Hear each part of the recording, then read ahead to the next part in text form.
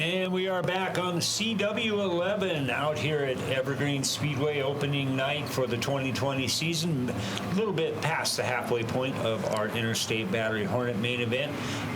Before we went to the break, McKenna Cox seemed to have lost power, and she's unfortunately had to take her car to the back. Yeah. A lot of rain, a lot of water on the track, but we got some good racing up front. Guys are trading paint, working their way through the track in that, and just really impressed with this field of cars tonight. 23 started the A main, 19 in the B main. A lot to be thankful for in 2020 here. We're finally racing. It's so cool to be able to do this. As you see, the Speedway Chevrolet pace car, Evergreen Speedway official pace car, leading the field around. We'll see if the lights go out this time as they cross the start-finish line. And looks like they're possibly going to go one more lap as we get it underway. Next week, want to remind you here on CW11, it will be our replay of the 4th of July show. And this year, we're going to say this a lot, a year like we've never had out here. But 4th of July, one of the huge weekends out here at Evergreen Speedway, and they're going to do the best they can to bring it to you. So we'll have all of the action, and it's a lot of the thrill show stuff with the school bus figure eights. So we'll have the both figure eight classes out here. Those are always so much fun. School bus and boat racing, demo derby, and a lot of stuff. So make sure you tune into that. But we've still got a lot to do to finish up this opening night up here. We still have our Evergreen Legends main event coming up, and also our NASCAR Mini Stocks main event. Lights are out on the pace car, Jeff, as these guys have, again, had some time to think about this. We'll see that car pull off here in just a second. They're getting the one to go. So when those lights go out, everybody starts gridding up 2 by 2 here. They'll start moving into formation down the backstretch here, and we'll be green next time by. You bet. And keep an eye on the number 13 of Jon Newbom, who started it towards the back of the pack, as we mentioned earlier. These guys run a full field invert on this, so the fast cars always start at the back, and always fun to kind of pick a car and watch them go through and see how they do it. So we see the pace car pulling off, and like Jeff mentioned, they'll get lined up 2 by 2 all the way from front to back, and we'll get this thing back underway. Thanks again to Interstate Batteries for getting behind this division, as they have been with them for virtually the entire time that these guys have been on the track. They're getting spooled up, and here we go. Green, green, green. And there it is. We see, again, Jon Newbom in that 13 car, just pretty much owning this one from start to finish. You see that 33 machine in the second spot. And Ryan Hausenfluck is really having an impressive run for his first race of 2020. Yeah, you got a first Hornet race for the guy leading the race. Comes out of autocross. The guy in second place right now, he's 15 years old. And then you got the KG veteran in the 13 there, Jon Newbom, who's stalking them both and just waiting to pick his moment where he's going to put a bumper to him or get around him clean, one of the two. Yeah, Jon, as you see, Brad Gruall there getting taken care of by the 54 car. But Jon just kind of letting these guys maybe sow their oats a little bit, let them feel good about themselves before he decides to pick them off. But it's coming up as we got...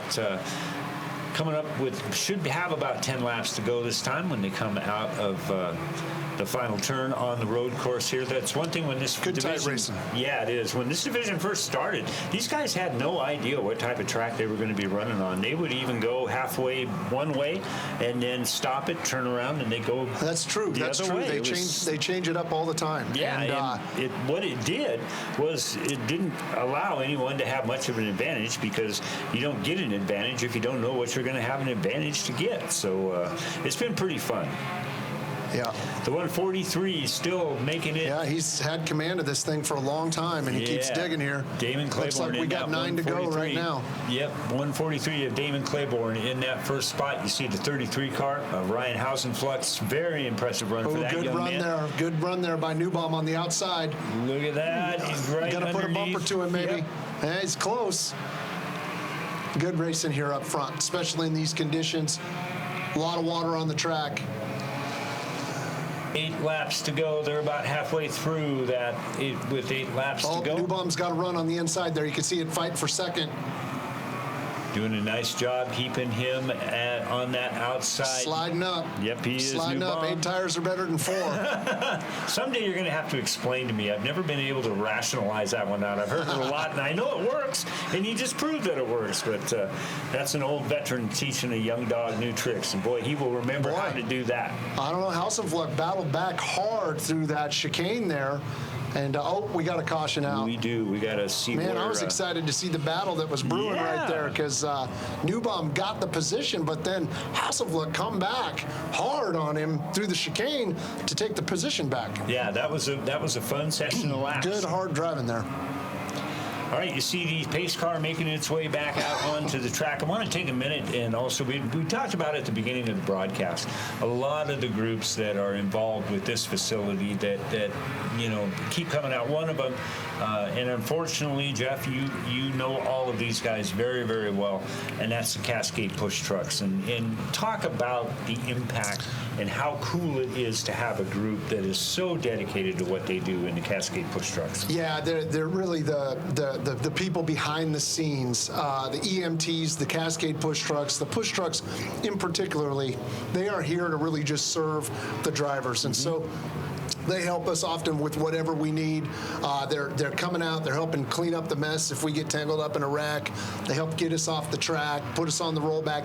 Well, we're racing cars, and we're going to run into each other, and at night, at times, we're going to have crashes. Right. And when you have a push truck that comes out and takes care of your race car, even though it might be damaged, but he's giving it the same care you gave to it before it was damaged to not damage it further. They are the unspoken heroes of the track that take care of us. Yes, they are. We got a great bunch here at Evergreen Speedway. We do. And one thing that is so cool about the Cascade push trucks, every person, every man, every woman that's involved in it is just the nicest people you'd want to meet. And their trucks are pretty skookum. Oh, yeah. They have been known to put on quite a smoke show when there's been an extended downtime over the years. So thanks so much to all the guys that are involved. I had the chance to go back to SEMA this year, and one of the push truck guys heard I was going, and he said, I need you to go to this particular booth and look for a chassis for my push truck. Yeah. And so... Did he drive a blue push truck? He might have. I think he might. Not I think I know who you're talking about. And we'll hopefully be able to introduce you to some of these guys throughout the course of the season here on the CW11. So we're going to get ready to get back underway here. We'll keep an eye on the Speedway Chevrolet pace car, keep those lights unlit, we hope. It looks like we're gridding up a little bit, getting a little antsy, so maybe the lights are going out. And maybe one of those push Hornets will maybe kind of push that little pace car along. The lights are still on here. It is. So we'll get them back underway here in a minute. Got to be a great battle in the second row right there. You got the pole sitter, the quick time in qualifying, and second fast have made their way from row 10 all the way to row 2 in the closing laps. That's going to be a good battle. Very impressive. And then you have a 15-year-old in the 33 car on the outside of row 1, and you have 143 leading this race.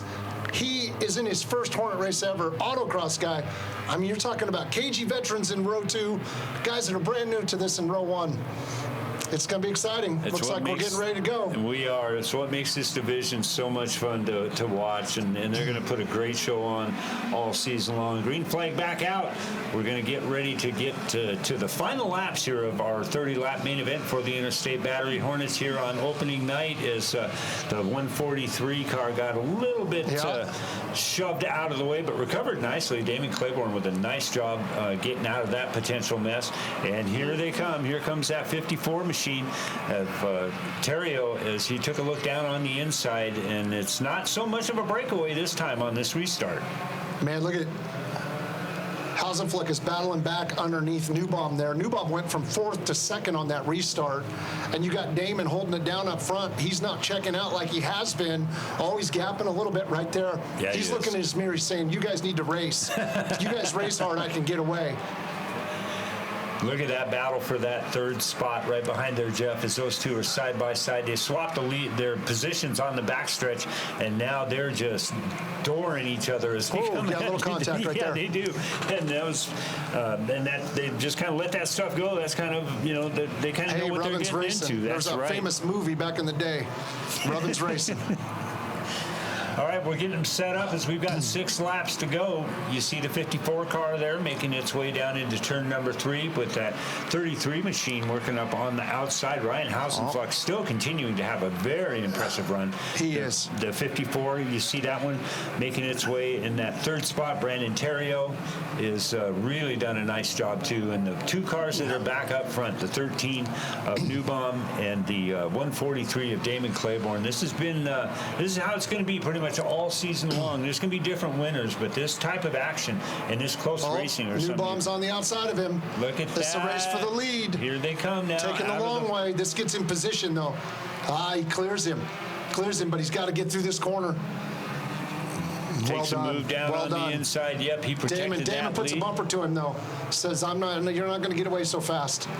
And check Therriault out now as he's down on the inside, and a great run off of turn number 2 on that time. Working lap number 26 here. Newbom now. That's your fast time qualifiers. Now worked his way from the back to the front.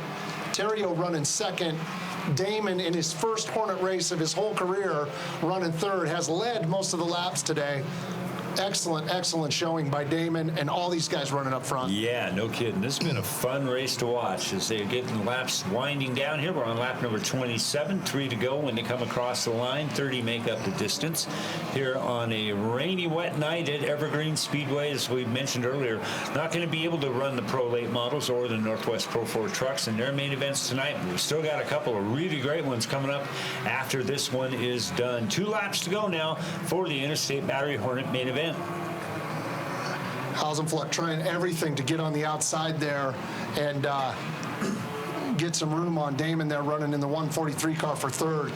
Just not enough grip outside anywhere, really. The water's just everywhere. Shows no favorites, does it? But not Jon Newbom. Now with about a 4-car length lead. White flag is out. Newbom now taking it into the first turn. Therriault's going to get a run on him. Going to get, he gets underneath him here. Running him into the dirt. Oh, look at that. Off the chicane. Oh, he's got a bumper on him. This could get, Newbom. Therriault digging on the bottom. Yeah, he is, but Newbom with a nice run on the top side of turn number 4. Checkered flag out, and he will take it.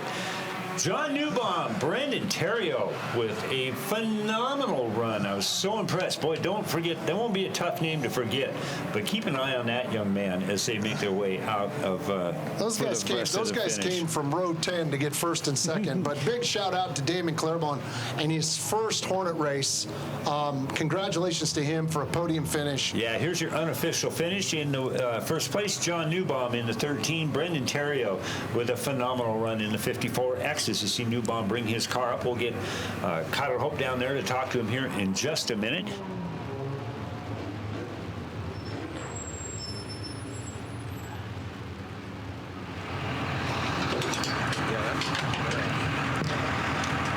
And getting out of the car is Jon Newbom, your Hornet A main winner. And waving to the crowd is Jon. So a late race restart, you're able to capture the lead, but then all of a sudden the 54 was all over you. Walk me through those last few laps. It's really hard to look out a fogged up windshield, so we kind of went by Braille. I guess is how we did it, but we had a good time. So what's the excitement like? It was a delayed off season, but now you're here in Victory Lane, the first race of the year in the rain in June. How does it feel? It feels awesome. The rain is the best time for me to go racing. I think I have a good time, and it's learning car control is what you want to do. I'm sure it's a big smile underneath that mask for Jon Newbom, your main event winner. All right, Brandon Therriault coming home 2nd place tonight, 1 place short. Walk me through that last restart. You got a lot of momentum coming through the field. Walk me through what happened. Well, it was kind of just a guessing game on figuring out how fast you could get out of the corner, because it really didn't matter how much horsepower or whatever you had.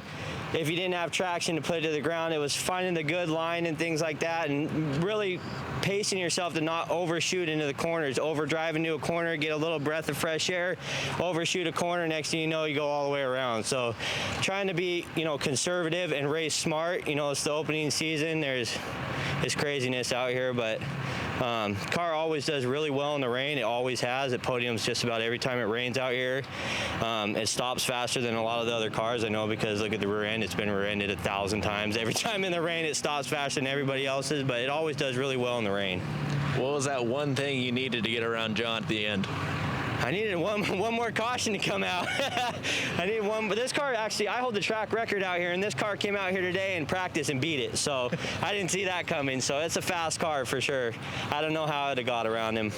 All right, Brennan Therriault coming home second place tonight.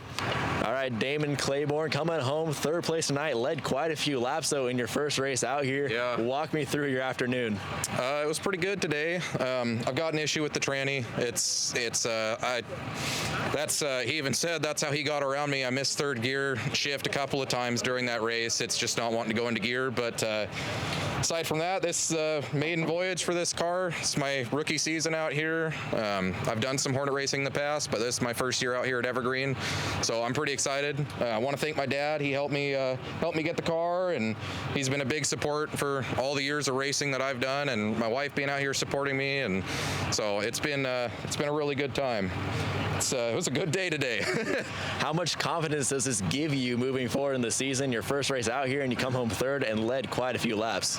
Tons. It was nice. It's been about 10 years since I've been out in a Hornet car, so this was a good maiden voyage for me too. So and especially in the rain, it was a handful. There was a couple of times I thought I was going to lose the lead just because car locked up going, especially through the dog leg over here, and it ended up working out, and they snuck by me, and they got faster cars, so they should have. All right, Damon Claibourn is going to be one to keep an eye on this year in the 43.